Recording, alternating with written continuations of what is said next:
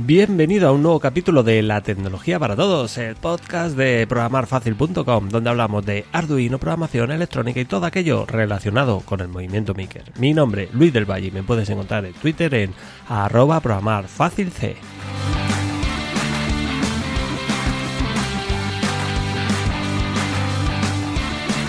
Bueno, hola, ¿qué tal, amiguitos del código de la programación y de Arduino? ¿Qué tal? Otra semana aquí, otro podcast más, no estoy fallando ni una.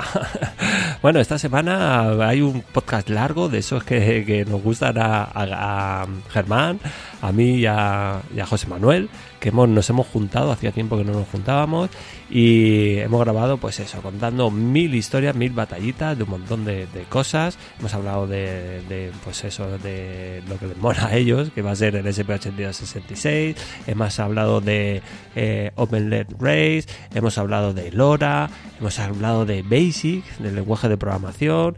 Hemos hablado algo también muy novedoso, que es de la inteligencia artificial. También hemos estado hablando del Arduino Day, que ahora te contaré. Y bueno, hemos dado un repaso a unos cuantos meses que hacíamos que no hablábamos, aunque yo suelo mantener conversaciones y comunicación con ellos. En Navidades estuve con ellos en persona, nos vimos, intentamos grabar, ya lo cuento todo, lo contamos todo, no adelanto nada. Pero antes de empezar a escuchar el podcast, quiero recordarte que el próximo 14 de marzo, si estás por Alicante, que te pases por las cigarreras, donde estamos preparando un evento espectacular es debido al Arduino Day, que lo vamos a celebrar en Alicante. Vuelvo a repetir, 14 de marzo, de 10 a 2, en las cigarreras, en Alicante. Si quieres saber más sobre Arduino, si quieres saber más sobre el brazo robótico Thor, te recomiendo que eches un vistazo a la página web arduinodayAlicante.com, donde tienes toda la información. Bueno, chicos, os dejo con todo este pedazo de podcast que ha durado bastante, más de una hora, como siempre, nos enrollamos. No me enrollo más en este caso para hacerlo más o menos. ¡Chao!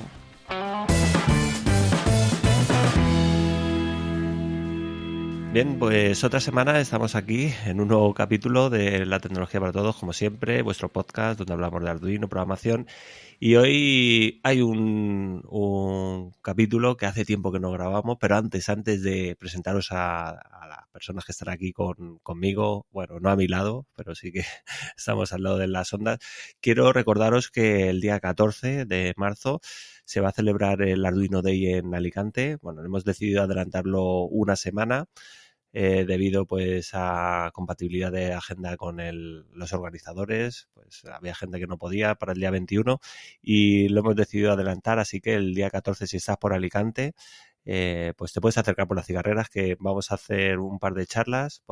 Yo voy a dar un curso de introducción de Arduino para gente que esté recién aterrizada y no conozca nada de la plataforma, y luego Sebax va a hacer un curso una charla de cómo construir un brazo robótico Thor y no morir en el intento, porque lo ha fabricado desde cero y ha sido increíble el proceso.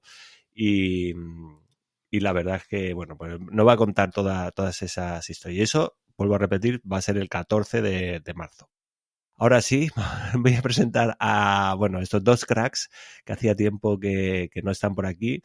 De hecho, en Navidades grabamos un podcast, pero por desgracia no lo pudimos emitir debido a que problemas de audio a la hora de grabar. Grabamos en el mismo sitio y tuvimos problemas y no pudimos editarlo. La verdad es que emitirlo, una auténtica pena. Pero bueno, hoy están aquí con nosotros, como siempre, el gran Germán Martín, Mr. SP8266. Hola, Germán. Hola, chicos, ¿cómo estáis? Encantado de estar aquí de nuevo.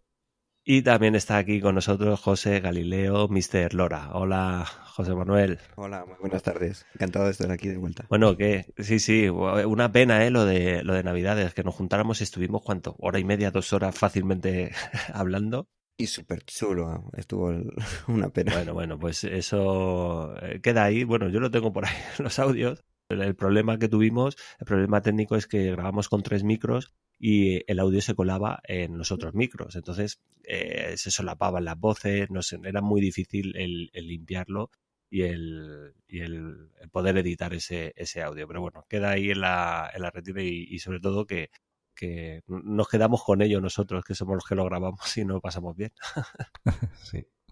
Bueno, hoy tenemos bastantes cosas de que hablar y yo creo que vamos a empezar, ya que he empezado con el tema del Arduino Day, pues bueno, todos los eventos que empiezan ya este mes de marzo, aunque estamos grabando esto a mediados de febrero, pero como va a salir en marzo, pues ya en mes de marzo empiezan los eventos y no sé si habrá alguno antes, pero bueno, el Alicante va a ser el 14 y luego ya el día 21 es el día oficial de Arduino. Y ya a partir de ahí, bueno, el día 21 hay en Zaragoza, que es uno de los más potentes a nivel nacional, y luego también está el de Lugo también, y bueno, todos los eventos que habrá en el territorio nacional. Y luego ya a partir de ahí, al fin de semana siguiente, estará el de Logroño, y luego, no sé por qué, ahora nos contaréis, los que vivís allí en Madrid, se van un mes después y hacen el de Madrid. Bueno, ¿qué nos tenéis que contar, José Manuel? Tú te querías hablar, ¿no? Del tema de eventos, cómo lo van a organizar o a cuál vas a asistir. Pues sí, bueno, al principio, bueno, al de Zaragoza me han liado. Entonces el 21 de marzo estaré, si todo va bien, estaré en Zaragoza y estaré dando una charla. A lo mejor viene también un invitado especial, pero prefiero que lo diga a él cuando esté y lo confirme. Pero vamos, he estado más veces y la verdad es que es un ambiente súper chulo el de Zaragoza. En Zaragoza, bueno, es un evento bastante potente, ¿no? O sea, lo hacen, bueno, no sé realmente dónde lo hacen, pero parecía un sitio grande, ¿no? Sí, a ver, la vez hace 2 años, que es cuando estuve, lo hacían en Etopía, pero yo creo que el año pasado lo hicieron en otro sitio y este todavía no sé si lo van a hacer en Etopía o no, pero vamos, al final el sitio es importante, pero sobre todo es la gente, ya te digo, el ambiente que tienes allí, juntándote con otros makers, hablando en el mismo idioma, pues es una pasada. Sí, bueno, al final, bueno, realmente no hace falta ir a un Arduino Day, pero aunque sea tomando unas cañas, puede llegar a surgir todo ese, pues ese ambiente que se crea, que se genera, pero está claro que tiene una dosis, un aliciente más el hacerlo en un evento de este tipo. Luego también está el de Logroño y contarnos algo también del de Madrid, quién lo organiza, cuándo va a ser, por qué se han ido un mes después, ¿sabéis algo?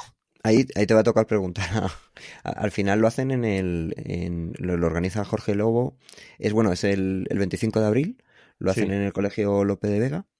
Y entonces lo organizan. Entre ellos está Jorge Lobo, Nuria y Julián Caro.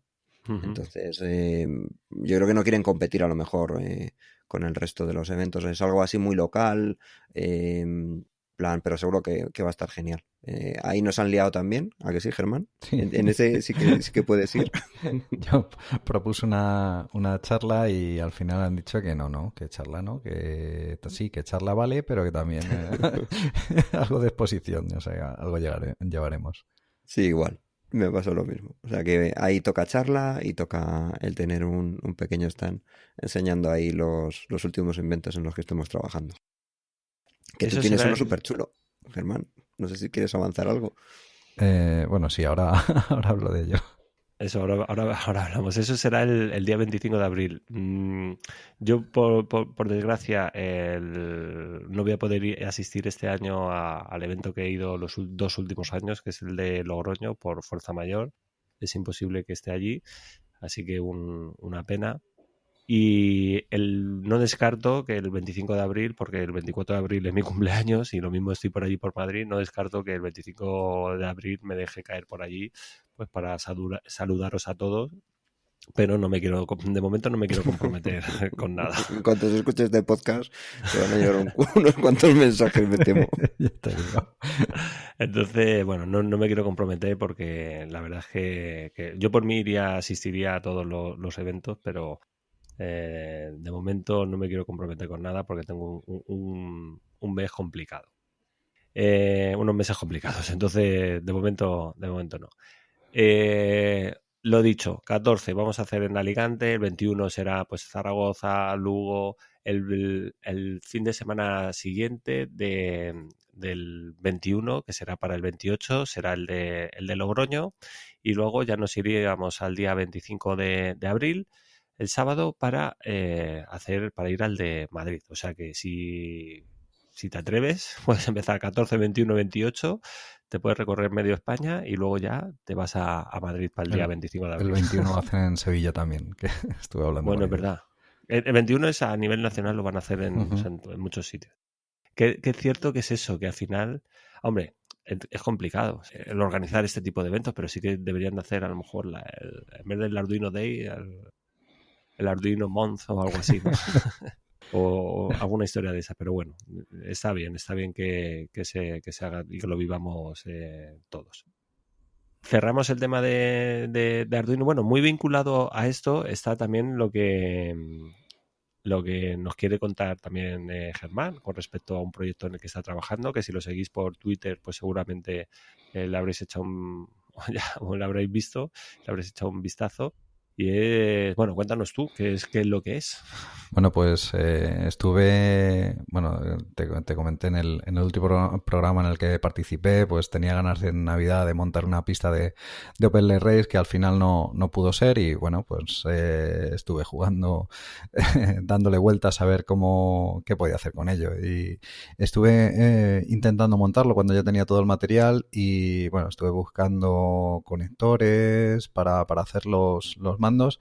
Y bueno, no me aclaraba con qué conectores utilizar, o sea que al final pues pensé, bueno, pues voy a intentar hacerlo inalámbrico, que sean los mandos separados de lo que es la pista. Y bueno, como estaba trabajando con el proyecto de Enigma IoT, que bueno, básicamente permite comunicar nodos con un gateway de forma inalámbrica, digo, bueno, pues voy a ver si esto lo puedo utilizar para esto mismo. Entonces, en vez de, en el caso de OpenLay Race con los mandos inalámbricos, el gateway es el propio OpenLay Race o está al lado, está junto a él. Y en vez de enviar mensajes MQTT, lo que hace es activar y desactivar los pines GPIO. Entonces lo probé, es bastante sencillo porque los mandos de OpenLay Race son contacto abierto-cerrado. Con lo cual, pues con los pines de un SP32 controlo los pines del Arduino. Entonces, simplemente sustituyendo los mandos cableados por un SP32 ya tengo hecho el sistema inalámbrico. Como el software de Enigma ya está listo y pues solamente tuve que adaptar la parte de la salida para controlar los pines GPIO. Y nada, ya está. Estuve haciendo pruebas para ver, porque podía encontrar problemas de latencia o de interferencias. Y puse a funcionar cuatro nodos, simulando cuatro mandos, enviando 40 mensajes por segundo, todos a la vez. Y el sistema se portaba muy bien. Y no creo que nadie llegue a dar 40 pulsaciones por segundo en un OpenLay Race. Y nada, y ese es en lo que he estado probando, en lo que está trabajando el último mes. Estoy diseñando lo que es la carcasa del mando. Y bueno, lo tengo muy avanzado, espero llevarlo para el Arduino Day de Madrid en abril. Y me imagino que también, bueno, lo podrás compartir, ¿no? Lo compartirás a través de GitHub para que lo podamos Sí, construir claro. todo. Claro, el código lo tengo ya, no lo tengo todavía subido a GitHub, pero lo subiré en cuanto tenga el diseño de todo, lo quiero subir todo junto, hacer quizá un artículo que probablemente publique, te envíe para por si lo quieres publicar en el blog. Y pues con las instrucciones para que cualquiera se lo monte. Bueno, la ventaja que tiene, yo siempre, sabes que voy buscando que todo lo que monto que sea muy económico. Entonces, se puede montar con muy poquita menos, o sea, muy poquita más inversión de lo que es un OpenLay Race estándar. Y solamente hay que añadir un SP32 y hasta de entre 2 y 4 SP8266. Más la alimentación por batería. O sea que yo creo que está al alcance de cualquiera y técnicamente no es muy complejo. Es cargar el firmware, configurarlos y a jugar. Bueno, para todos aquellos que no sepan lo que es el OpenLay Race, son carreras que se hacen con unas tiras de NeoPixel, unas tiras de píxeles o de LEDs RGB, y que pues a través de unas pulsaciones pues creas como un bólido que se va creciendo según van dando vueltas y te permite pues eso, jugar uno contra otro. Uh-huh. También nos has contado antes que has estado en contacto con Gerardo, que es el creador de este juego, y que has hablado con él, ¿no? Sí, hablé con el administrador de la cuenta de OpenLRace en Twitter, creo que es Gerardo, pero la verdad ahora me doy cuenta de que no le he preguntado si era realmente él. Pero bueno, ya lo aclararé. Sí, bueno, me puse en contacto con ellos para ver si estaban ya trabajando en algo parecido, pues para no duplicar esfuerzos.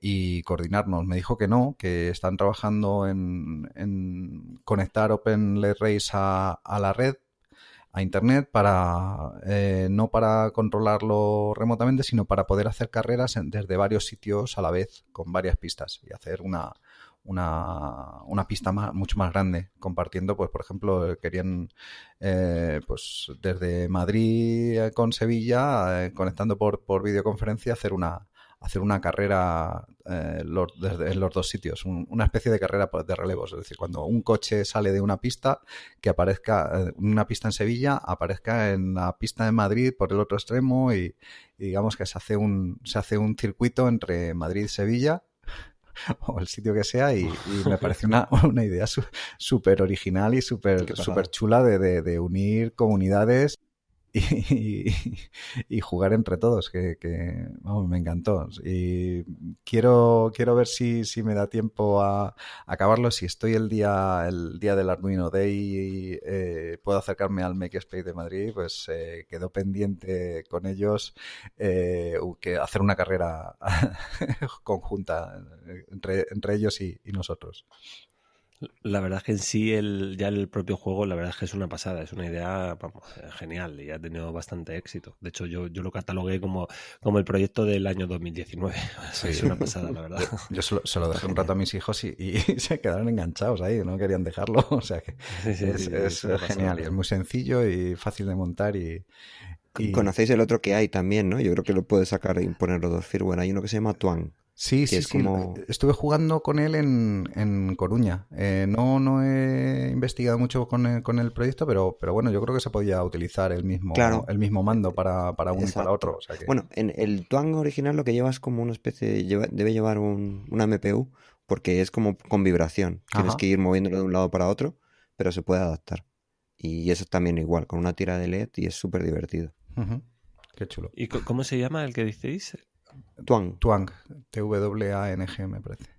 Sí, creo que salió como algo privativo, o sea, no me acuerdo el nombre de quien lo desarrolló y lo sacó como un juego y era eso, un mando que es un muelle y sobre el muelle está el sensor y nota la vibración y entonces va más rápido, más despacio y avanza para adelante o para atrás dependiendo cómo lo inclinas y lo sacó privativo, pero vamos, en cuanto lo ha visto la gente ha ido sacando versiones para el SP32. De hecho, Akira-san está documentando, está poniendo fotos de cómo está montando el suyo y está haciendo las cajas y las cosas en diseño de 3D. Ah, pero el Twang o está haciendo Exacto. su propio. No, no sé si reprogramará o utilizará software ya de otros, porque esto ya os digo que venía de una idea de una persona, pero no publicó el código, pero han salido, digamos, clones. Y Akira-san estaba construyéndose uno. O sea que de aquí a poco veremos imágenes del que está haciendo Akira-san funcionando. Bueno, yo de hecho hace tiempo que yo vi un proyecto que me dejó muy, muy alucinado porque es cierto que mi incursión en temas de juegos basados en Arduino, pues la hice cuando hice el proyecto con la gente del Makerspace, que hicimos el Mastermind.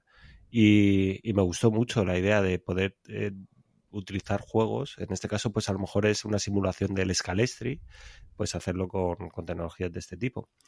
El tema es que, ojo, me gustó bastante y estuve investigando y encontré también un juego muy interesante que lo dejaré también en las notas de este capítulo, que era un maletín.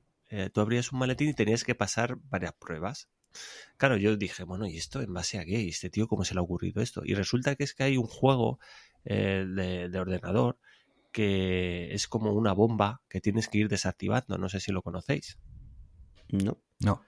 Bueno, pues lo tengo por aquí un momentín. A ver, bomba manual. Sí, es algo así como que desactiva la bomba.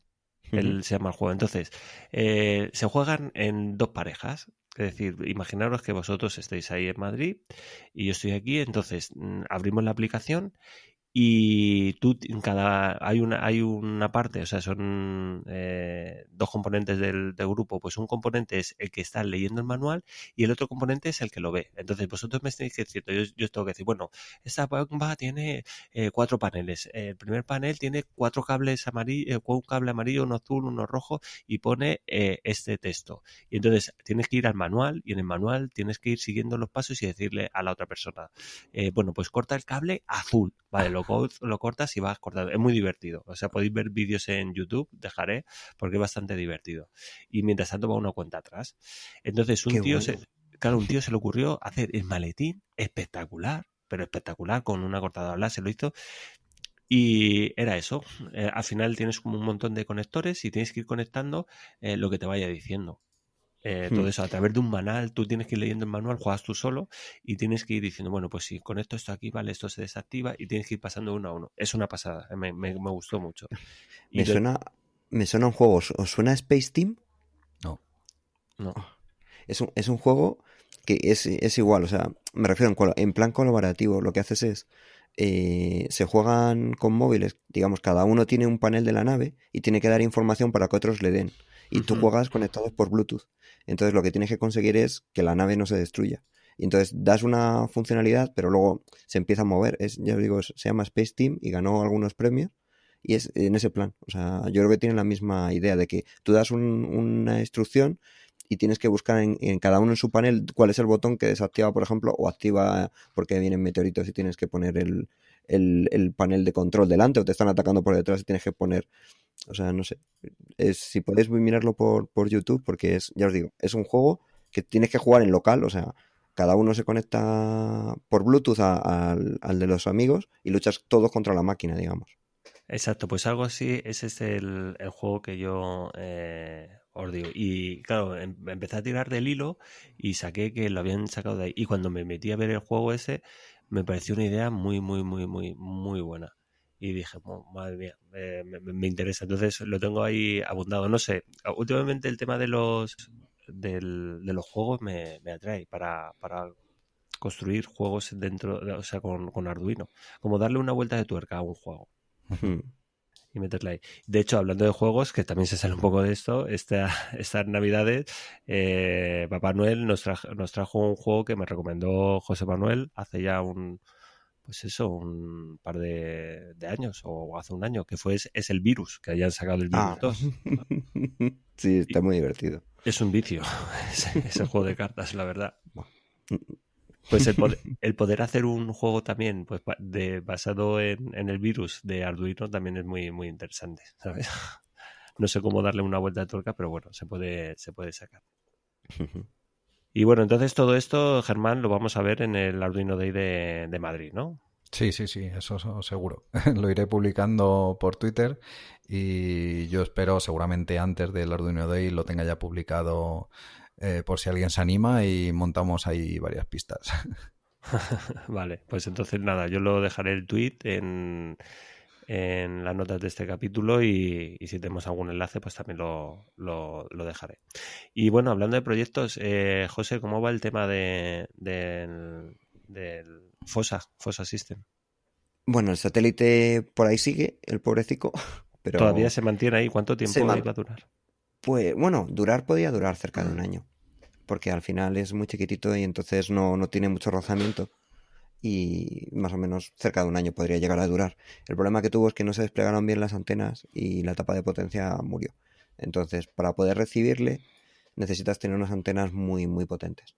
Entonces, no sé si más o menos hace una semana o por ahí han conseguido recibir em, la señal, pero no de LoRa. De LoRa yo creo que han sido un par de veces cuando han conseguido recibirle con una antena muy, muy buena.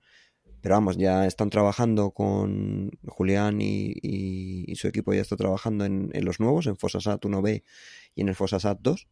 Ujú. El 1B es una copia, digamos, de la versión anterior, del 1, y el 2 es el doble de grande y va a tener un control de estabilidad, de actitud, y estima y corrige. luego publicarán cómo lo hacen porque es un método súper súper chulo.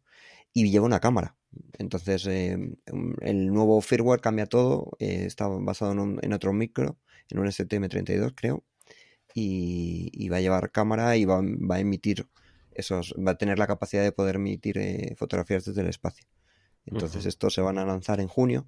Y nosotros seguimos trabajando en el firmware. Vamos a lanzar también unos globos para hacer pruebas, aunque pues probé con un micro que en menos de 1 gramo es el RAD 4260, y en menos de 1 gramo tienes tanto el microcontrolador como el chip de LoRa.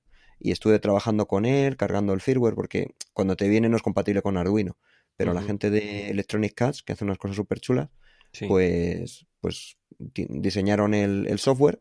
Luego fue curioso porque no era compatible con Linux. Y me dijeron, no, pues es que esto va a haber que compilarlo. Y entonces me tocó compilar a mí la herramienta para que funcionara en Linux y se la pasé. Y bueno, es lo bueno del software libre y abierto, ¿no? Que al final nos ayudamos unos a otros, y ahora mismo el firmware que ellos han subido lo puedes programar también desde el IDE de Arduino, porque les mandé el ejecutable para poder, bueno, el ejecutable y cómo corregí unas partes del código que era necesaria para poder compilarlo dentro de Linux para que no diera error. Pero esto es porque es otro chip. Sí, ahora, ¿qué es lo que pasa? Al final tienes muchísimas librerías dentro del entorno de Arduino, ¿no? Entonces, bueno, el chip que lleva internamente es el mismo chip o de la gama de Atmel, o sea, no difiere mucho, pero por defecto no viene con bootloader. Entonces tú tienes que hacer un bootloader, subirlo. Para subirlo utilicé una herramienta que se llama OpenOCD.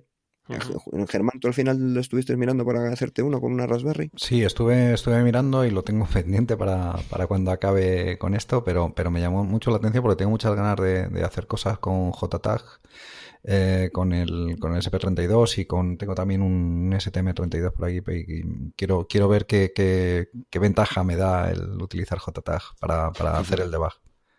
Con OpenOCD lo que tienes es, aparte de programar, tienes el JTAG que te permite ir ejecutando el código, digamos, paso a paso. O pararte en un momento, ver cómo tienes todas las variables. O sea, un debug brutal. Y eso lo puedes hacer con una Raspberry Pi. Claro, pero eso también, el Visual Micro te permite debugar a ese nivel, ¿no? Sí, pero lo haces a través de puerto serie.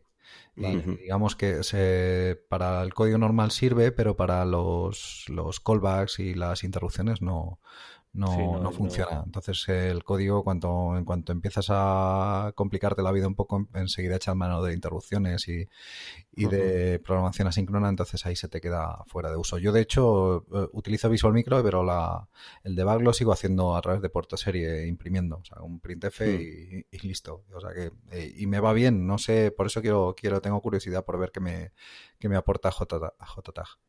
Yo el tema de debuguear, cuando lo empecé a usar fue en el curso de cómo programar en ensamblador el Z80, el Amstrad. Pues ahí, claro, en los emuladores podías ir haciendo debug y ibas viendo todo. Y la verdad es que cuando vi cómo funcionaba y tal, dije, bueno, esto tiene mucho potencial, ¿sabes? Porque, ¿sabes? Te da muchísima información para poder depurar el código. Sobre todo cuando algo va mal, con un debugger enseguida encuentras dónde está el problema. Sin debugger es un poquito complicado saber por qué se te cuelga o por qué empieza a consumir más memoria, cosas de esas. Es que con JTAG haces debug real porque controlas el reloj del microcontrolador.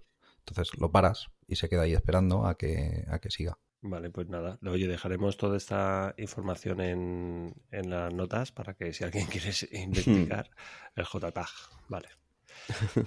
Y bueno, también ha sido el The Thing Conference, ¿no? Ha sido ahora en enero. Estuvo Oscar.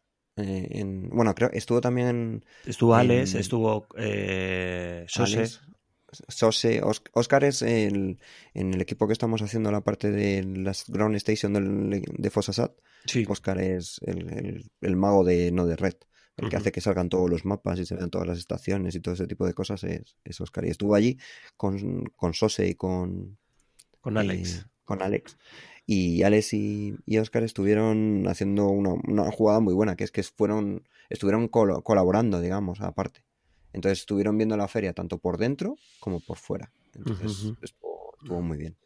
Y bueno, recibí un email de las 5 cosas más, los 5 anuncios más importantes que se hicieron dentro de la conferencia. ¿Tenéis idea de esto? No, yo estuve viendo algún vídeo, ahora te cuento. Vale, hablan, por ejemplo, cuando estabas hablando antes, José Manuel, del STM32, que anunciaron un STM32, System on a Chip. Sí, Ujú. con LoRa. Y luego hubo también el quinto, hablan de LoRaWAN from Space. Entonces, no sé si esto Con la cuna. No, eso era la cuna. Creo que es la cuna, sí. La cuna Space. Ah, Que vale, que no tiene funciona nada que en ver con 8 el tema de FOSA System. No. No. Vale. No, pero bueno, al final es lo mismo. Por Me refiero a eso, lo mismo. Utiliza la tecnología LoRa. Lo que pasa que, digamos que la cuna es una empresa que lo está haciendo a nivel que no son los recursos que tiene Julián y su equipo, porque Julián lo que hace es ponerlo todo en libre para que cuando tú tienes que, incluso todo lo que está haciendo Julián, están desarrollando incluso eh, cargadores para ir soltando los distintos satélites. Eso lo está desarrollando también Julián con un equipo de personas que viene de Grecia. Y al final lo que hacen es dar esas herramientas, ponerlas públicas. O sea, las herramientas para probar el satélite, para probar la vibración, para hacer todos los tests, dejarlas libres para reducir mucho el coste. La cuna es algo más a nivel privado. Creo que ujú. iban a liberar también parte del código, pero es algo más con un fin que también tiene sentido, con un fin comercial pues eso, para conectar sensores, o sea, la idea es la misma, el poder conectar un sensor en cualquier parte del mundo y transmitir esa información de la forma lo más económica posible. Desde fuera da la sensación como que The Think Networks se está, no digo privatizando, pero sí que está comercializando de alguna Sí, manera, se está volviendo más profesional. sí, quizás, Claramente. quizás la forma de sobrevivir.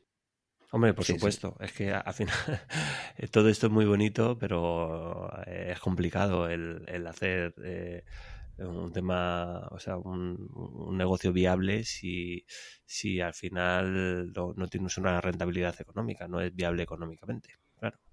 Ujú. Ujú. Sí, pero bueno, de todas formas, aunque llegue algún día hipotéticamente y se cierre, o sea, se convierte en una empresa privada, lo que han creado hasta ahora sigue siendo abierto y se puede aprovechar. Ya han surgido alternativas a TTN que en el caso de que sea necesario, pues podríamos tirar de ellas. Ujú. Ujú, vale. Tú te puedes montar tu propio LoRa server, digamos. Ujú. Entonces eso siempre tienes. Lo único que al final la gracia que tiene Design Network es que, por ejemplo, cuando lanzas un globo para hacer pruebas, que es uno de los planes también, el globo para probar la red de Ground Station también creo que comunique contra Design Network. Entonces va pasando por país y sigues teniendo acceso. Si te montas algo tú y no es algo público, pues al final solo accedes a tu propia red y pierdes la gracia, digamos, de tener una red global, que es lo que te da Deci Network. Lo que pasa es que ellos son una empresa privada al fin y al cabo. No creo que estén establecidos como una sin ánimo de lucro. Como una Y asociación, ¿no? exacto. Entonces, pues tienen que. Y yo creo que lo están manteniendo, pero tienen ellos la llave. En cualquier momento pueden decir que hay que pagar. Que a lo mejor en algún momento dado también tiene sentido, porque también podrían hacer una red más grande.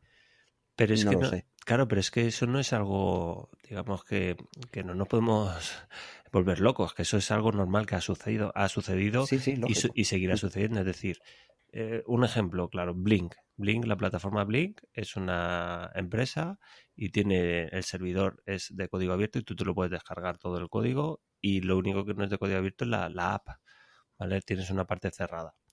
Pero una de las empresas o sea, uno de los proyectos que quizá sirva como referente es el que tú utilizabas, Germán, Sí, Emon CMS Emon CMS. es abierto, pero también tienen su parte de comercialización, Claro, comercialización. pero a lo que me refiero es que ellos empezaron y vieron, oye, mira, podéis utilizar los servidores como os dé la gana. Cuando vieron que realmente, oye, que esto nos cuesta dinero. Ya no es que no Hmm. ganemos, es que nos está costando dinero. Claro. Hombre, The Thing Network tiene The Thing Industry, que es la parte, digamos, de pago. Pero claro, al final mantener todos los servidores que tienen, todas las cosas que tienen para The Thing Network, al final yo creo que si lo hacen con. El problema es que ellos tienen el poder, digamos. Si dicen mañana que cortan, todo toma por saco. Entonces, eso es la duda que tenemos también todo. Cuando haces un desarrollo, pues hay que ver cómo puedes hacerlo y también qué puede pasar cuando cuentas con alguien que te puede cerrar el grifo mañana. Pero bueno, como dice Germán, existen ahora mismo otras opciones. Y yo espero que si toman la decisión de cerrarlo, yo por ejemplo tengo un par de gateways dando cobertura, entonces que hagan algún tipo de, pues si tú, también evitar abusos, porque imaginaos una empresa que no haga nada de poner ni un solo gateway, pero esté controlando, imaginar alguna parte de negocio, ¿no? Y solo ponga sensores, no ponga ningún gateway. Al final llena la red, hace un uso de la red, está sacando dinero y no comparte nada. Entonces es un equilibrio difícil si empieza a haber un abuso por parte de empresas de la red de Cine Network y no tira de Cine Industry, que es de donde tendrían que tirar las empresas. Claro, no, sí, está todo clarísimo. Estuve echando un ojo a algunos de los vídeos de las grabaciones de las charlas que se dieron en la conferencia y me gustó bastante uno. No llegué a entenderlo del todo, pero hablaba de modem software para LoRaWAN, para LoRa. Y te he compartido el enlace Sí. del vídeo y hablaba pues eso, o sea, yo lo que creí entender fue que implementar una modulación LoRa por SDR, de manera que sea muchísimo más económico, que ya no depender del chip de LoRa. Y era la propia gente de Sentec la que lo estaba explicando. Sí, la cuna de hecho, espero no equivocarme, pero normalmente en estos satélites que lanzan, la cuna, también supongo que los de SpaceX, al final lo que hacen supongo que es FPGAs más SDR o SDR más software. Entonces, claro, tú mandas un chip, tiene un problema, es mucho mejor hacerlo por SDR, que puedes cambiar la forma de modular y cambiar la zona de frecuencia donde emites. O sea, es muchísimo más versátil. Y en muchos casos utilizan SDR. Vale, Pagan la licencia de Semtech, pero es SDR. Pero ¿y la cuna va a funcionar sobre The Think? Bueno, no, será de pago, ¿no? Será sobre The Think Industries. Sí, seguramente. Sí, ¿no? Bueno, pues hombre, la verdad es que es otro avance y otra posibilidad. Me llegan muchas consultas con respecto a estos temas y porque es una alternativa a las redes actuales que existen. Y tanto wifi como pues eso, redes móviles y una alternativa económica y sobre todo pues eso, que es viable para hacer prototipos y probar y no tener que dejarte aquí un dineral y luego ya, bueno, pues si tienes que invertir en infraestructura, pues puedes invertir. Más temas que quería tratar con vosotros. Bueno, Germán, tú tenías algún tema que querías contarnos, ¿no? Sí, pues justo sobre lo que estabas comentando. Contactó conmigo Félix, que es profesor de ingeniería en la Universidad Nacional de Quilmes en Argentina, y me preguntaba sobre Enigma IoT, sobre la cobertura que daba, porque dice que quieren montar una red para un taller. Y es la extensión de esa red, digamos que se queda un poquito grande para lo que es la cobertura normal de Wi-Fi. Yo le comenté que sí, que en IoT la cobertura es más o menos lo que la de Wi-Fi. Me estuvo preguntando por redes Mesh también. Me habló del proyecto de Painless Mesh, en el que yo participé hace ya bastante tiempo, ya lo dejé, pero bueno, ahí siguen desarrollando y bueno, es una buena alternativa. También le estuve comentando sobre Zigbee y Z-Wave, que bueno, Zigbee sobre todo tiene una extensión de hasta 100 metros, es un poco más que Wi-Fi, sobre todo en campo abierto.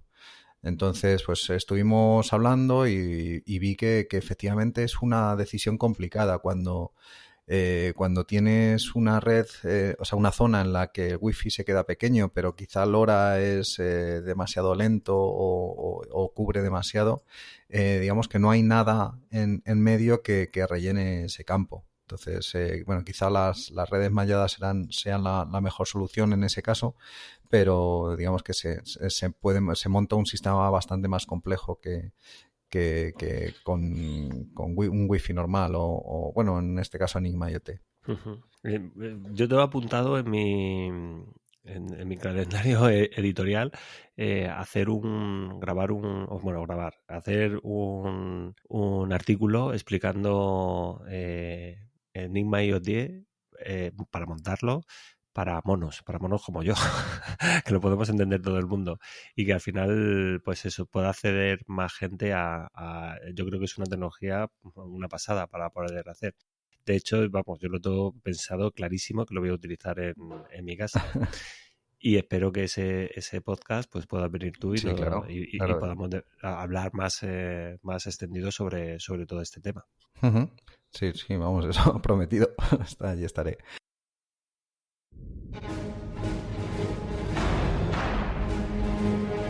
Siguiente paso, declarar variables, funciones... mira, mejor copio y pego código GitHub. ¡Ay, por favor, que funcione, que funcione! ¡Ay, otra vez error, maldita sea! Han Solo enfadado parece. Maestro Yoda, es que no hay manera de programar este kit Arduino. Arduino Kit para que tú querer. Ay, para instalar un detector de humo en la cocina del halcón milenario. Que Chewbacca no para de liarla cada vez que fría una tortilla de patatas. Chewbacca, que te estés quieto, te he dicho. ¿Frustrado tú te sientes cuando en el entorno de desarrollo error aparece? Frustrado, cabreado, cago en la leche. Lado oscuro en ti yo ver. Si lado luminoso de la fuerza tú querer abrazar, la página programarfacil.com debes visitar. ¡Oh! ¡Programarfacil.com! ¡Es increíble, maestro! Artículos, tutoriales de Arduino, ESP8266, IoT, ¡wow! Y allí, al campus de Programar Fácil, tú poder acceder. ¡Maestro! ¡Acabas de salvarme la vida! La mía y la de todos en esta nave. ¡Chewbacca, que te estés quieto! En programarfacil.com formarte como un auténtico Jedi de Arduino. Bueno, estaba también, estuve también viendo, porque cuando hablamos de Enigma IoT también hablamos de resolver un problema que tienen las redes Wi-Fi actuales y es que los routers, digamos, que nos montan las operadoras, routers baratos, admiten un máximo de 10, 20, 30, 40 dispositivos como mucho. Entonces, según vamos domotizando nuestras casas, pues nos podemos encontrar que podemos tener problemas en el Wi-Fi. Y se ha oído hablar últimamente de Wi-Fi 6 o Wi-Fi 802.11ax. No sé si lo habéis oído. No. Sí, ya hay equipos hay routers que que lo soportan, hay ordenadores, también los ordenadores nuevos y los teléfonos, los smartphones nuevos también lo soportan, y es un estándar de Wi-Fi que principalmente ataca hacia ese problema. Multiplica por 2 y por 16 el número de dispositivos que soporta un router. Entonces podemos llegar a que un solo router pueda dar servicio hasta 600 dispositivos, con lo cual digamos que se nos quitaría ese problema para IoT, pero se nos quitaría ese problema cuando los pequeños dispositivos soporten este tipo de modulación, que yo creo que queda todavía pues por lo menos un par de años, quizá más. La alternativa, perdona que te interrumpa, la alternativa a este momento en las redes Wi-Fi Mesh, estas que venden, por ejemplo, la de Google. Sí, podrías, digamos que eso desde el punto de vista del cliente, de quien se conecta a esa red, es una red normal. Es decir, la red mallada, digamos que oculta la complejidad que tiene detrás, y tu teléfono lo que ve es una red normal. Luego también si trabajas con SP32, la gente de Espressif hizo una implementación de una red mesh utilizando sus microcontroladores, solo SP32, no SP8266. Para SP8266 también había algo similar, pero no es compatible y está abandonado. Pero con SP32 sí que funciona. El problema que yo le veo es que es una tecnología, es un sistema que es propietario, no es abierto. Entonces, de un día para otro pueden decir que lo abandonan y si has desarrollado algo con ello, pues te puedes quedar ahí parado, bloqueado. Que es lo mismo que puede pasar con SP-Now, que es lo que utilizo de momento en Enigma IoT. Pero bueno, por esa razón yo lo he dejado abierto para que sea fácilmente, digamos, migrable a otro tipo de sistema de comunicación. Claro, pero en ese caso, el utilizar el SP-Now lo que conlleva era que se ahorraba bastante, ¿no? En Sí, tema de consumo sí, eléctrico. mi objetivo, bueno, de consumo eléctrico y en hardware, por eso solo necesito el SP8266. Ujú. Entonces, pues no, como no necesito más hardware adicional, no tengo que hacer una placa a medida, no tengo que hacer conexiones ni gestionar el modo de bajo consumo de ningún otro hardware que no sea el SP8266. Pero y a nivel o sea, a nivel técnico, lo que nos ofrecen los routers estos de Google y de Amazon, que bueno, hay de un montón de Linksys, es una red mallada lo que te proponen montar en tu casa. Sí, sí, son varios nodos Ujú. que se conectan entre ellos. Depende del tipo. O sea, no hay una tecnología estándar, al menos que yo sepa de momento. Uno se comunica mediante cables, es decir, se unen todos los routers mediante cable Ethernet. Otros lo hacen mediante Wi-Fi también, pero en un canal diferente al que están dando servicio a los dispositivos. Entonces se comunican Ujú. entre ellos, se coordinan, ¿vale? De manera que desde el punto de vista de nuestro teléfono o nuestro ordenador parece una sola red. ¿Vale? Y entonces estamos extendiendo la cobertura de una red sin que tenga que haber cambios de punto de acceso o que eso sea transparente al dispositivo. No es lo mismo que los extensores, estos que nos venden por 10, 15 euros, extensores de Wi-Fi que lo que hacen es repetir y al final no resuelven el problema de la misma manera que lo resuelven estos routers de redes malladas. Vale, o sea que, bueno, el precio tampoco es el mismo. El precio no es el mismo. Estamos hablando de varios cientos de euros por cada punto. Entonces, si tenemos una casa grande con varias plantas y queremos llevar la wifi a todos sitios, bueno, la cifra se nos puede, digamos, disparar un poco. Bueno, ya veremos, tenemos que decidir si nos merece la pena o no. Seguro que nos gastamos más en otras cosas. Entonces, si nuestro acceso wifi en casa es crítico para nosotros, quizás sea una buena inversión. Claro, no, sí, sí, yo lo estoy viendo como algo necesario y sobre todo lo que quiero llegar a investigar es si realmente eso me va a facilitar el tener más dispositivos conectados a la red. Claro. Sí, bueno, ten en cuenta que también estos dispositivos son, al tener ese, o sea, un precio por encima, también tienen una calidad superior que los routers, por ejemplo, de operadora. Entonces, aunque no utilicen este estándar que hemos comentado, el Wi-Fi 6, sí que pues tendrán más memoria, más procesador y pueden, digamos que trabajan de manera más holgada con los dispositivos. Entonces pueden gestionar mayor número de comunicaciones. Vale, pues apuntado queda y bueno, tendremos que ir pensando a ver cómo resolver el tema de conectar tantos cacharros. A lo mejor la solución está en no tener tantos cacharros, ¿no? Conectados. Complicado, yo creo. Ayer me llamaron de mi operadora, me preguntaron, me hicieron justo esa pregunta, que cuántos dispositivos tenía conectados a la red y digo, pues 20, 30, por ahí andando. ¿De dónde vive? Si sumas la aspiradora con los teléfonos más los enchufes wifi, El frigorífico. el frigorífico, pues sí. El sensor de consumo también. O sea, sí que puede haber 20 fácilmente. Y te quedas corto, ¿eh? Te quedas corto. 20 así, yo creo que 20 pueden ser sin contar los ESP, seguramente. Bueno, sí que tengo por aquí encendidos 3 o 4. Por eso, Sí, pero sí, que sí.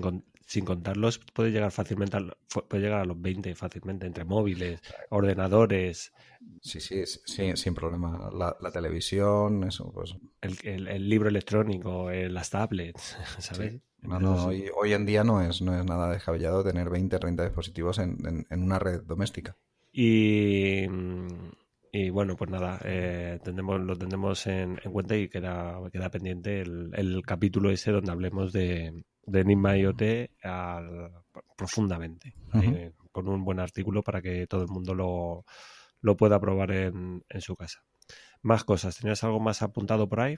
Pues me encontré el otro día una publicación en Twitter sobre una librería que se llama Little VGL, que es una librería en C estándar, para implementar interfaces de usuario en pantallas pequeñitas con microcontroladores. En principio compatible con cualquier microcontrolador. Pero pantallas, perdona que te interrumpa, pantallas, ¿a qué te refieres? ¿Una Pantallas pantalla táctiles, LCD? una Vale. TFT normal, pequeñita, de estas de 2 o 3 pulgadas. De Nestion, por ejemplo, O ¿te permite? de ese tamaño, pero no en puerto serie. Es decir, conseguirías algo similar a lo que consigues con la Nextion al final en cuanto a digamos, diseño, pero se conecta al microcontrolador pues como es habitual por puerto SPI o por puerto I2C. Pero la ventaja que tiene es que te puedes montar unos interfaces de usuario de aspecto muy, muy profesional. Y con una complejidad desde el punto de vista del código, bueno, no es trivial implementarlo, pero es bastante, digamos que está al alcance de un programador medio. Y además lo puedes, tienen emulador para PC, para que todo el desarrollo lo puedes hacer en un PC, con lo cual te acelera mucho las pruebas y la compilación, y luego ya cuando ya lo tienes desarrollado lo puedes migrar al microcontrolador. Entonces hay proyectos muy, muy chulos hechos con SP32, con una pantalla que parece que es que lleva un Linux dentro por los componentes que lleva.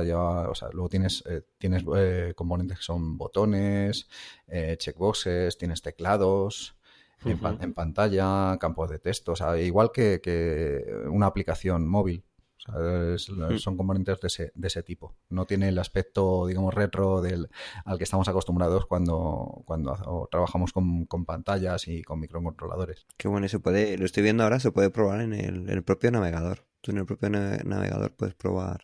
Sí, tienen unas cuantas demos, no sé cómo lo habrán hecho, si eso es fácil de hacer, pero está muy bien, porque si lo puedes integrar en el navegador, pues es muy fácil, digamos, que controlar remotamente un proyecto que has hecho, que has implementado en una pantalla.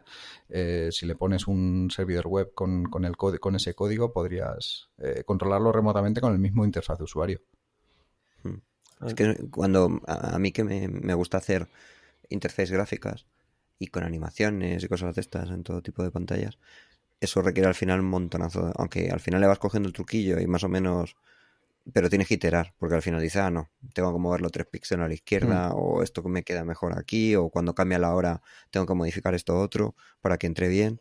Y claro, cuando tienes la posibilidad de probar todo eso en el PC, pues te vas a ahorrar un montonazo de veces tener que reprogramar el micro. La verdad es que es muy, muy, muy interesante esta librería. Tengo ganas de echarle mano y ponerme a trabajar, porque siempre me ha parecido súper complicado el hacer interfaces de usuario, y quizá con esto pues pueda tirar para adelante. Normalmente son enrevesadas las interfaces de usuario, tienen muchas cosas en cuenta.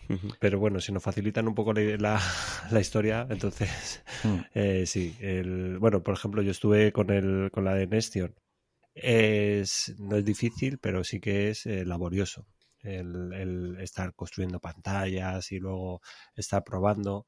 Y por ejemplo, luego con las pantallas OLED, con las librerías de Adafruit, Sí. también siempre se pueden hacer cosas interesantes, pero muy básicas. No puedes hacer cosas de estas. Sí. Lo que sí que veo que esto también es compatible con las pantallas monocromas de OLED y las de color. Sí, creo que tienes que instalar un driver, imagino que será una librería para la pantalla, y a partir de ahí, digamos que hace una capa de extracción por encima, y parece bastante potente, y lo que no sé es cuánto consumirá de memoria y de capacidad de procesador, que eso es lo que me queda en duda todavía, pero bueno, quiero probarlo a ver cómo funciona. A ver cómo va, ¿no?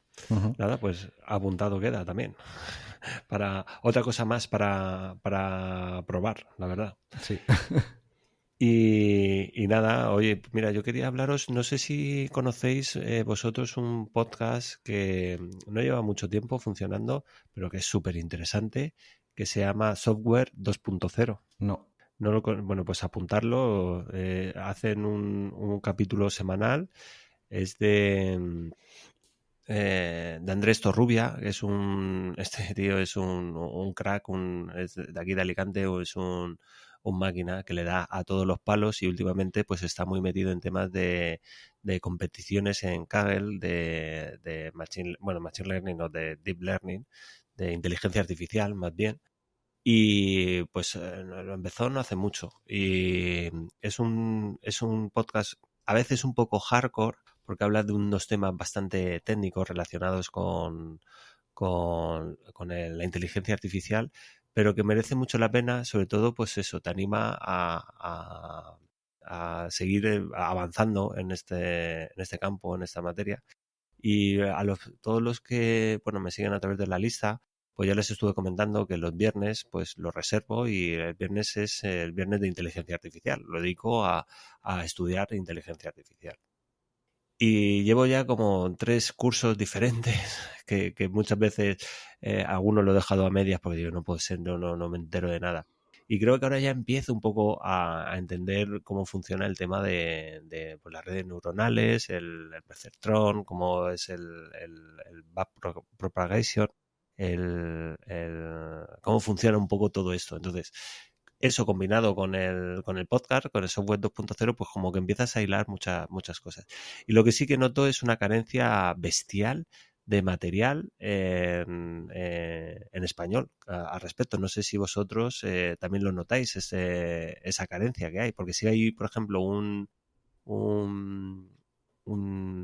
canal de YouTube, el Docs CSV, que está muy bien, pero me falta chicha, me faltan blogs técnicos que hablen más hardcore con respecto a esta temática.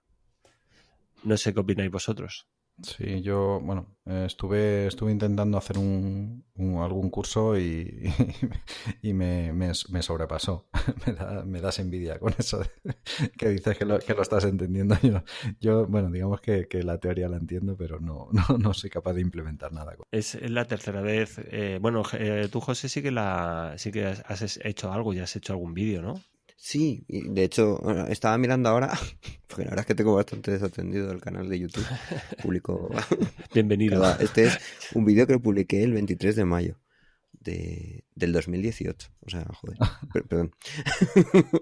Pero vamos, que casi 4.000 visualizaciones. Y era un vídeo en el que hablaba de Movidius, que es un chip específico para metes la red neuronal dentro del chip y hace inferir que es detectar qué es lo que está viendo, digamos, o lo hacía dentro del chip con un consumo muy bajo, y casi 4.000 visualizaciones. O sea que sí, que hay una... Pero bueno, lo que dices, que hay poco en castellano, entonces la gente tiene que verlo en inglés, y a veces que es una barrera. Pero vamos, lo de las redes neuronales, la verdad es que depende, ¿no? Pero el hacer una red, el crear tu propia red es complicado, pero existen muchísimos modelos ya que vienen incluso entrenados, que es la parte más complicada para realizar, y se pueden hacer muchísimas cosas ya con los modelos entrenados. Quizás me estoy planteando, lo que pasa que al final me lío con miles de cosas, de sacar algún otro vídeo, porque sí que, pues no como tú que lo haces todos los viernes, pero sí que de vez en cuando pues me compilo y programo algunas cosillas, y la verdad es que hay que quitarle el miedo a las redes neuronales. Es una herramienta más, y ya os digo, depende del nivel que quieras. O sea, el crearte tu propia red es difícil, pero existen ya muchísimos modelos preprogramados que se pueden utilizar y hacer una cosa que se llama fine tuning, que la enseñas, digamos, por encima, le das como un modelo adicional que él no sabe, y eso programarlo a lo mejor necesitas 1 hora o media hora de máquina, ¿no? No necesitas como programarla desde el principio, que eso son muchísimas horas, miles de horas si hablamos de un ordenador. Eso necesita GPUs para poder hacerlo. Pero vamos, que hay que quitarle el miedo y dar más contenido en español para que se pierda el miedo y tengamos gente que desarrolle, porque el futuro va a estar en la inteligencia artificial, ya se ve claramente a todos los niveles. Bueno, el futuro y el presente está. El presente, sí, el presente ya. Una de las cosas que es cierto que yo le voy dando vueltas a todo esto es cómo explicarlo, ¿sabes? Porque Es cierto que lo que decías tú, Germán, que te metes en un curso primero que está en un idioma que no es el tuyo, que te Sí. empiezan a hablar de temas muy, muy técnicos que son difíciles de entender y que normalmente se empieza como un nivel muy alto. Falta, Sí. para mí que falta, bueno, un canal que recomiendo es el de Doc CSV, no sé si lo conocéis, el de YouTube. Bueno, No. pues si lo veis ahí vais a entender, además en español, vais a entender muchos temas generales. Es como cultura general de la inteligencia artificial. Y está muy bien. ¿Qué es lo que pasa? Que es una capa que te ponen ahí muy bien, oh, lo entiendo. Y luego bajas a lo que es en los números, a las matemáticas que hay ahí. Y que realmente, recuerdo que Andrés Torrubia lo dice, que, oye, no hace falta entender muchas matemáticas, sí es cierto, o sea, no vas a tener que hacer muchas matemáticas, porque realmente no utilizas muchas matemáticas. Lo que sí que tienes que entender son los conceptos, es decir, una derivada no es complicada, quizás hacerla, porque aunque ahora mismo no nos acordemos, porque no hemos trabajado durante todos estos años desde que dejamos la universidad, el instituto, lo que sea, pero lo que es complicado es entender qué es lo que hace esa derivada, o sea, qué es lo que nos aporta. Y cuando realmente lo ves representado gráficamente, dices, joder, sí es verdad, si es que tienes razón. O sea, si es que cuando tú calculas la derivada, realmente lo que te está dando es una pendiente, una tendencia para dónde tienes que ir en un determinado momento. Y cuando empiezas a entender eso, es cuando ya empiezas a comprender. Y una de las cosas que más me ha costado no entenderlo como tal, porque lo explican muy bien, como el perceptrón, que es, digamos, la unidad mínima de una red neuronal, como cuando se hace deep y se empiezan a meter capas, layers en mitad y se hace que una red neuronal crezca, un concepto que se habla, que es el tema de los pesos, es decir, cómo puedes, a través de esos pesos, determinar si una imagen es, por ejemplo, yo sobre todo me enfoco en temas de visión artificial, es lo que es. Y le estoy dando vueltas a cómo explicar eso y me gustó. Mira, ¿sabes cómo entiendo yo los pesos? No sé si por si te sirve. Sí, dime. Yo entiendo las redes neuronales como un sistema de ecuaciones brutal, gigante. Y al final los pesos son los coeficientes que le pones a cada una de esas variables. Exacto. Es como entiendo yo los pesos. Claro, pero ya empieza, o sea, si ahora, después de darle muchas vueltas y hacer cursos que hice el de Stanford, ahora estoy con el de o el tío este Adrian, no sé qué, que es un tío americano, bueno, diferentes cursos y después de leer varios artículos, sí que lo llegas a entender al nivel, sí, las ecuaciones, pero para una persona que no tenga ningún concepto, el primer shock que tienes cuando tú ves eso, dices, ¿qué me estás contando? O sea, ¿qué me estás diciendo de unos pesos? Pero esto ¿de qué va? Y claro, que te vuelves loco, ves la red neuronal. Pero eso tampoco es importante. O sea, a ver, es como tú no, para imprimir una pieza en 3D, no tienes que saber cómo funciona la impresora. Al final lo ves y lo entiendes, ¿no? Y si lo entiendes, eres capaz de hacer algo más optimizado y que funcione bien. Pero ahora mismo con redes neuronales existen un montonazo de modelos que te pueden permitir crear productos, incluso productos comerciales, en el que tú no has pasado por nada de las matemáticas ni nada. Lo que tienes es un sistema que es capaz de identificar imágenes o identificar X cosas, pero que tú no tienes que desarrollar la red.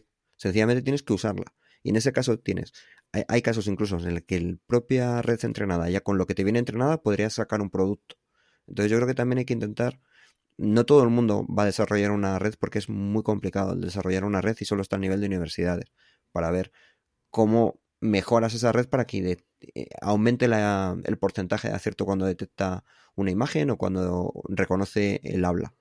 Pero luego después el que tú puedas utilizar una red que ya han programado y la han optimizado todos los pasos, han hecho los relus, han hecho los distintos pasos que puedes hacer para que funcione bien, tú coges esa red y lo único que tienes que hacer es puedes programarla o mejor dicho entrenarla tú, ¿no? Pero no tienes que saber cómo funciona para poder hacer eso. Entonces yo creo que hay que quitar el miedo para que la gente los use sin que tenga que entrar en las matemáticas. Porque yo creo que mucha gente que lo primero cuando hablas de inteligencia artificial le metes unas ecuaciones y lo primero que le hablas es de matemáticas, que es al final en lo que se basa, pues matemáticas, y ya las pierdes y no llegan a usarlas.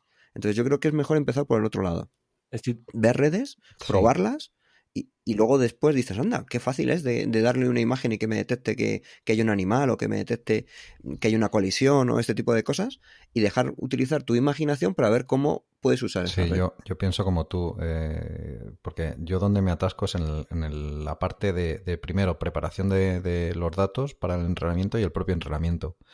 Y cómo llevar el modelo, por ejemplo, ahora está bastante de moda el llevarse las redes neuronales a microcontroladores, como el SP32 Ujú. u otros. Ya lo haréis. Y claro, y digo, sí, pero ¿en qué formato me consigo yo el modelo? ¿De dónde saco el modelo? ¿Cómo lo genero? Y lo que dice José de empezar de arriba abajo, porque por ahora o sea, toda la enseñanza de las redes neuronales y de la inteligencia artificial se está haciendo de abajo arriba. Primero te enseñan las bases y va subiendo a más deprisa o más despacio según el curso, pero es lo que dices, tardas mucho en verle la aplicación real a eso. Yo no se me ocurre, sí que tengo en mente algún proyecto en lo que yo sé que se podría utilizar inteligencia artificial, pero no sé por dónde empezar. yo estoy totalmente de acuerdo con vosotros, pero quiero hacer dos puntualizaciones. Una, la primera es que no hace falta entender eso, pero en mi caso concreto sí que necesito entender eso. ¿Por qué? Porque yo necesito explicárselo a alguien y para que yo se lo pueda explicar a alguien tengo que entenderlo a muy bajo nivel. No es complicado. Al final es cierto que las matemáticas que hay detrás y la formulación que hay detrás no son cosas muy complejas. Sí que te pierdes en el momento que empiezas a verlo la primera vez. Es normal que todos nos perdamos porque no es algo sencillo. Y por eso mi intención de entenderlo, porque si yo no lo entiendo es muy complicado que yo se lo pueda explicar a alguien. Entonces mi intención es enseñárselo a alguien para poderlo enseñar. Tengo que entenderlo, si no es imposible. Es como cuando escribo un artículo. Si yo escribo un artículo sobre un componente y ese componente no lo tengo físicamente yo y me meto en su datasheet y lo investigo y veo qué problema va a tener y si realmente me están diciendo que consume X y si yo no lo pruebo que eso consume, pues no voy a poder escribir ese artículo, voy a hacer ese podcast. Entonces, por esa parte yo necesito saberlo. Y dos, ahora mismo sí que hay una metodología que, como has apuntado tú, Germán, que empieza de abajo arriba y es Fast AI. Fast AI es es como una plataforma de una universidad, no recuerdo ahora mismo de qué universidad, que digamos estamos democratizando la inteligencia artificial y lo que hacen es empezar al revés, es decir, venga, vamos a empezar el modelo, que es lo que decís vosotros, vamos a empezar a trabajar, vamos a ver que esto realmente funciona y da resultados y a partir de ahí vamos a ir bajando y vamos a ir viendo hasta dónde llegamos, hasta qué profundidad queremos llegar. Y con todo esto, cuando he preguntado, digo, ¿cómo podemos explicar? En el momento que empiezas a decir, pues no, es una ecuación y tenemos que adivinar pues las incógnitas que tiene a lo mejor esa ecuación y eso serían los pesos.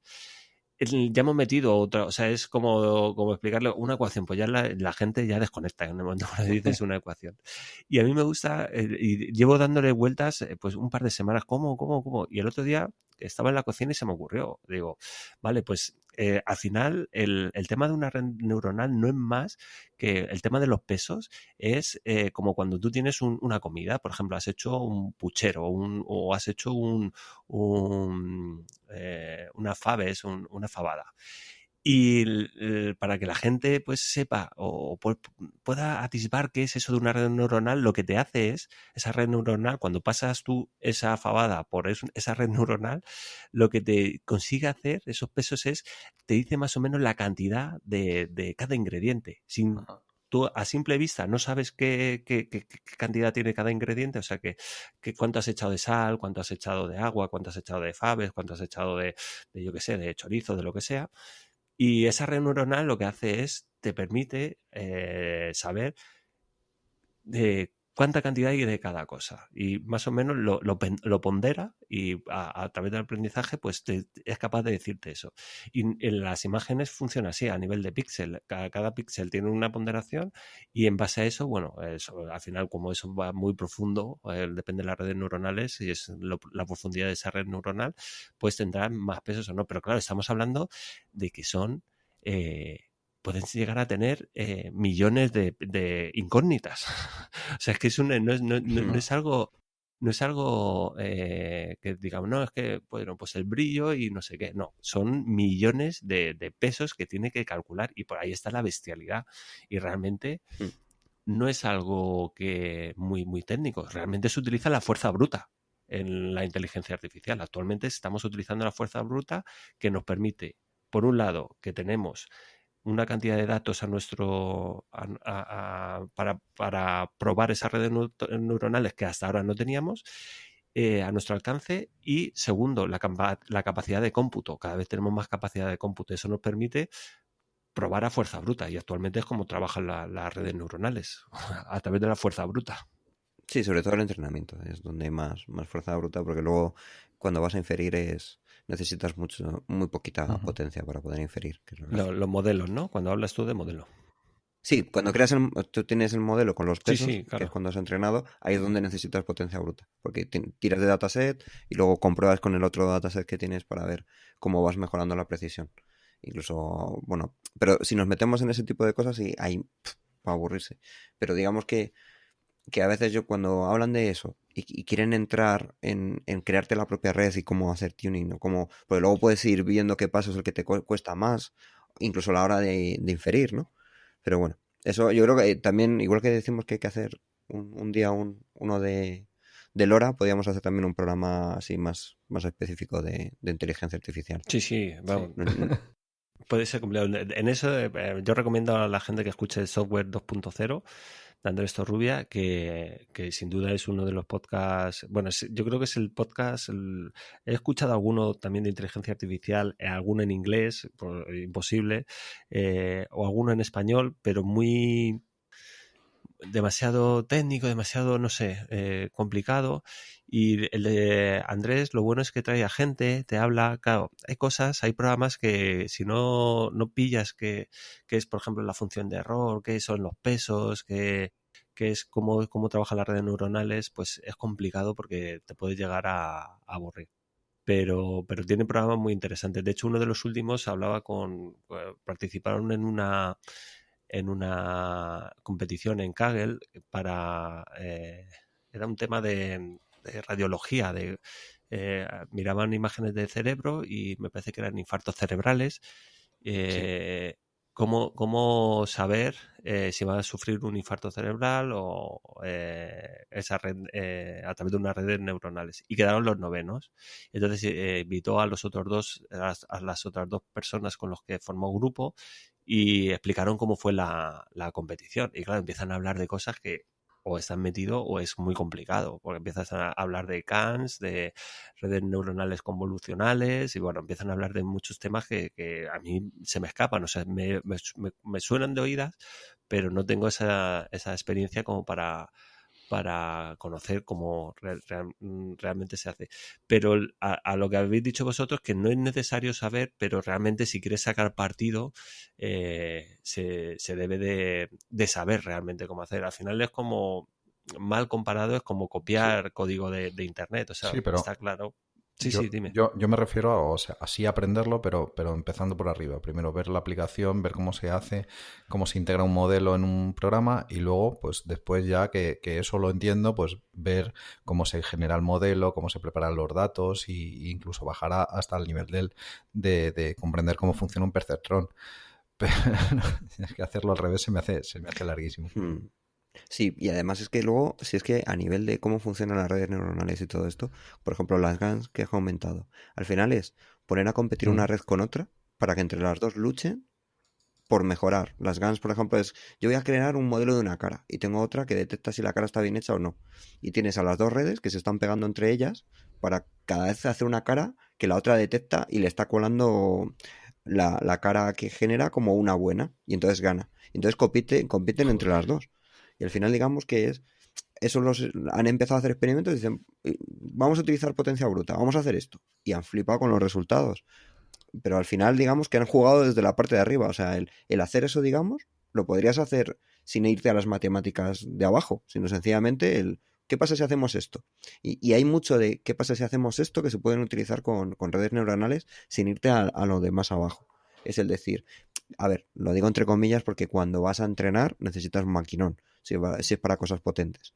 Pero yo me inclino en eso, en que la gente pierda el miedo y empiece a jugar y se van a encontrar un montonazo de aplicaciones súper chulas y luego no sabes a lo mejor cómo funciona un perceptor, pero has hecho algo chulísimo. Sí, totalmente de acuerdo. Yo lo animo a que la gente pruebe y de hecho quizás si lo hubiera hecho yo así no hubiera tardado tanto tiempo, porque al final pues en entender las cosas te enredas y sufres el parálisis por análisis y estoy cansado de decirlo y yo mismo tropiezo sobre algo que me canso yo de decirlo. Entonces, totalmente de acuerdo. Pues para la gente que quiera, Fast AI es lo único que es todos los recursos en inglés, pero interesante que la gente lo conozca. Y hablando que has dicho antes, no me gustaría pasar esta temporada, que acabara esta temporada y no habláramos de un buen capítulo de LoRa, la verdad. No sé cuándo voy a tener tiempo, pero sí quiero ir preparándolo porque ya esto ya no puede ser. Lo hemos dicho muchas veces. Sí. Quería comentar también que me picó el otro día, me mandó Germán una cosa chulísima. ¿Os acordáis de...? Bueno, en muchas de las entrevistas sueles preguntar que con qué ordenador se empezó y la gente decía que si con Spectrum, con Amstrad. Pues resulta que en Inglaterra uno de los ordenadores así que se comenzó en la época de los 80, a principios de los 80, es el BBC Micro. Que yo yo habría leído algo, pero ni lo conocía. Y me mandó Germán un mensaje diciendo, esto te va a gustar. Y es un robot que hay en Twitter que se llama BBC Microbot. Y entonces lo pondremos en la información, en los enlaces. Y entonces es súper chulo porque tú le mandas un mensaje en BASIC y él automáticamente ese mensaje que lo mandas en Twitter en BASIC te lo compila, digamos, y te hace un GIF con lo que sale en pantalla. Y es... No sé, vamos. No sé si Luis tú llegaste a verlo, pero es... Sí, lo he visto. De hecho me picó, no lo había programado nunca, hice un mensajito y nada, ya es que por aquí no se puede explicar, pero bueno, si lo seguís el bot veréis el mensaje que me mandó Germán y veréis ahí la respuesta que le di una respuesta que se compilaba y salía en pantalla. Vale, y eso es. Y nos has contado antes que hay uno parecido de Processing, ¿no? Bueno, de Processing hay algo parecido y es una verdadera pasada. El hashtag está en chino, entonces, como que, o en japonés, mejor dicho. Entonces lo ponemos en los enlaces, pero hay una moda, digamos, y es de en un solo tweet poner un código de processing y enseñarte el resultado. Entonces aquí es manual porque la gente que lo está haciendo pues se hace el GIF y te lo enseñan ellos, ¿no? No es como en el otro caso que directamente el bot te contesta con el GIF, ¿no? En este caso la gente que lo está haciendo está poniendo tanto el código como el resultado. Y en 4 líneas de processing están sacando, no sé si los estáis viendo vosotros, el enlace que os he mandado, pero es impresionante. O sea, unas imágenes que dices, ¿cómo pueden haber hecho esta imagen con 4 líneas? O sea, espectaculares. Sí, no. Lo estáis viendo, ¿no? ¿Cómo puede ser? Que son nada, es nada. Es impresionante. Uno que he tuiteado hoy en verde, de uno que se llama Haokun, y este suele publicar muchísimos, y ya te digo, con 4 líneas, todo en processing, que es una herramienta para poder programar puedes programar por debajo, funciona por Java, y puedes utilizarlo en cualquier sistema operativo.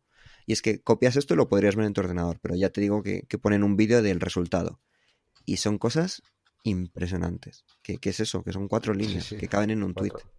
Y hay de todo, o sea, es mágico. Sí, de hecho ya hace tiempo que lo grabé, el programa 80 del podcast, lo dedicamos a hablar de processing. Y bueno, processing es uno de los lenguajes en los que se nació Arduino, ¿vale? Junto con Wirin, y de ahí pues salió, digamos, el sistema de cómo se programa. El IDE. Sí, el IDE, processing, tiene mucho... Es el mismo entorno. Sí. como se ve por detrás, es lo mismo processing y luego, pero primero fue processing y luego fue Ujú. Arduino. Y el tema del Basic, la verdad es que yo me he quedado flipado cuando lo he visto.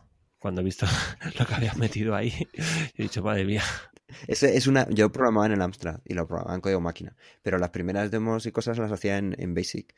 Y esa era una intro que hacía en Basic muchas veces del texto girando y pues eso, la adapté para que funcionara en el BBC Micro, que me di cuenta de que tenía cosas chulísimas. Tenía como una especie de compilador dentro del Basic, podías escribir en código máquina. Sí, Bueno, mejor dicho, en ensamblador, porque código máquina al sí, final son 3 y 1, ¿no? alguno de los Pero tweets iba en ensamblador. sí, hay muchos que utilizan esa parte. Entonces, y claro, consiguen cosas ya de un nivel, pero al final todo limitado bueno, antiguamente eran 144 Sí, ahora son caracteres, ¿no? 280 Ahora es un poquito y más, algo. 280, pero en 280 haces cualquier cosa así chula en el de BBC Microbot, como en el tema de processing, que la verdad es que merece la pena verlos.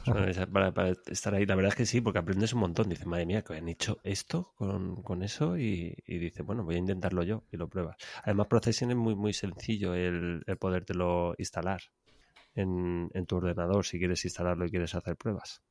Sí, sí. Sí, sí. Hay algunos ejemplos, y yo no sé si en tus tutoriales tienes alguno, que la representación, coges el Arduino, la representación serie, se la pasas por processing y la puedes mostrar Sí, ahí. sí. Yo no lo tengo, pero sí que sé que sí que se puede. Ujú.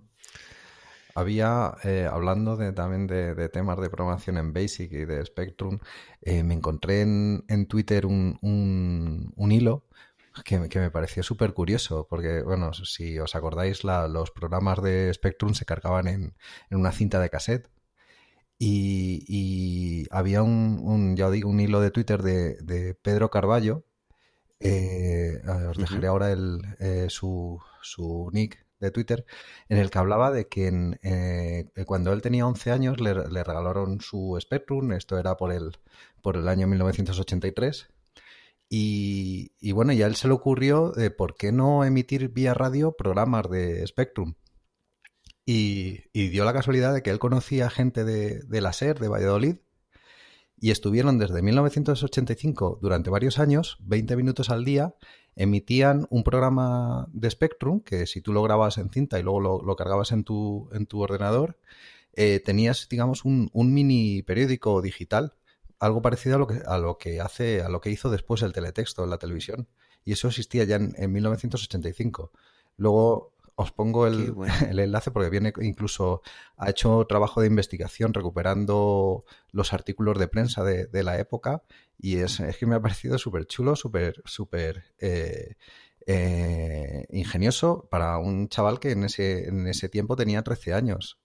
O sea que Qué bueno, tío. me pareció algo que digo, esto lo tengo que comentar, pues, no sé, me pareció chulísimo, yo no lo conocía, pero incluso, o sea, lleva capturas de la programación que aparecía en los periódicos, la guía, o sea, la programación de la SER de Valladolid de esa época y se ve que de 7 a 7 y 20 de la tarde hay radiotexto. Y eran los sonidos de Spectrum grabados, emitidos por el aire para que quien pudiera lo grabara o lo cargara directamente en su Spectrum y ojeara pues la lista de los 40 principales o las noticias del día. Vaya tela, tío. O sea que ahora el tema de... Sí, es que en esa época se hacían cosas. También, así, al hilo de esa época, hay un artículo muy chulo ya. Nos estamos liando. De es es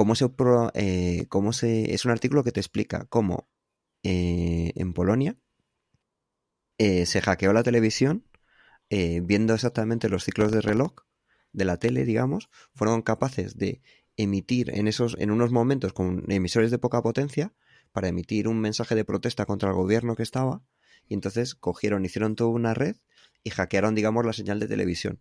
Y la forma de hackear la televisión era viendo exactamente cómo se hacía la señal y viendo en qué momentos tú podías meter, digamos, un ruido que se representaría en la imagen superpuesta.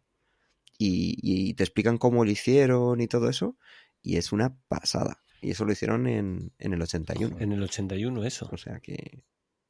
Sí, claro, necesitas hacerlo en analógico. Pero fueron capaces de eso, se basaba en entender muy bien el ciclo de cómo funciona la tele y los ciclos que tiene y el momento donde tú puedes, y entonces con un Spectrum generaron la señal de vídeo para poner un mensaje que se superpusiera, digamos, a la señal que se estaba emitiendo. Y entonces lo que hicieron fue, en vez de utilizar un emisor de mucha potencia, utilizar muchos emisores de poca potencia. Y entonces al emitirlos, la gente que estaba cerca recibía, aparte de la señal que recibía de la tele, se le superponía el texto de protesta que querían.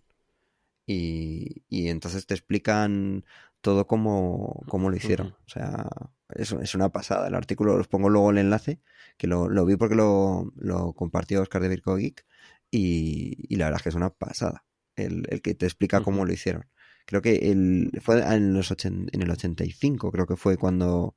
Sí, el 14 de septiembre del 85 es cuando les apareció este hackeo, digamos. Y hay incluso imágenes, hay vídeos de YouTube donde te lo muestran. Una pasada. Pues sí, la verdad es que sorprende ahora con el tiempo ver este tipo de temas, sorprenden. Igual que una cosa que me parece que has compartido tú, Germán, en Twitter, es el tema del cómo es las diferentes distribuciones de Debian, que son todos los personajes de Toy Story. Sí, eso lo publicó Chuxman. Sí. Me pareció porque preguntaba que cuántos años tenías cuando te enteraste de que Debian, el nombre de Debian procedía de su creador y de su esposa. Y yo le dije que más o menos los que ahora mismo, pues no lo sabía. No, ni idea, claro. Yo digo, estos nombres, y claro, no, tampoco es... ¿O eres muy fan de la saga de Toy Story o no? Sí. Luego cada edición de Debian es un personaje de Toy Story y me parece entrañable, súper chulo. Bueno, al final se quedarán sin personajes, que ya llevan unos cuantos, ¿eh? Bueno, tirarán de otra serie. De otra serie de películas, sí. Pero curioso, la verdad. Bueno, pues oye, que... No sé si tenéis que añadir algo más. Ya llevamos más de una hora, como siempre. Bueno, 1 hora y media, bien. Nos hemos portado bien hoy. Sí. Casi 1 hora y media. Hoy ha sido bien. Nada, pues entonces vamos a ir cerrando este capítulo. Nada, recordar que en Arduino Day Madrid vais a poder ver tanto a Germán como a José Manuel. Yo no sé si voy a poder ir por allí. Y en el Arduino Day de Zaragoza pues estará José Manuel. Así que si os queréis acercar a alguno de estos eventos, pues vais a poder ver a estos dos cracks y pedirles un autógrafo. Y por mi parte, pues yo voy a estar el día 14 de marzo ahí dando una charlita en las cigarreras en Alicante. Y nada, pues luego vamos a hacer una exposición de proyectos y sobre todo lo que hablabais antes, es un tema de charlar y estar allí, contarnos allí nuestras historias. Así que no es más que eso. Pues chicos, muchísimas gracias por estar aquí, hacenme compañía en otro capítulo más, Germán y José Manuel. No, yo encantado, sabes que estoy aquí siempre que me lo pidas. Igualmente un placer. Bueno chicos, pues nada, espero que no pase tanto tiempo para volver a grabar y grabaremos algún otro capítulo más a menudo. Un abrazo. Muy bien, chao. Venga, chao.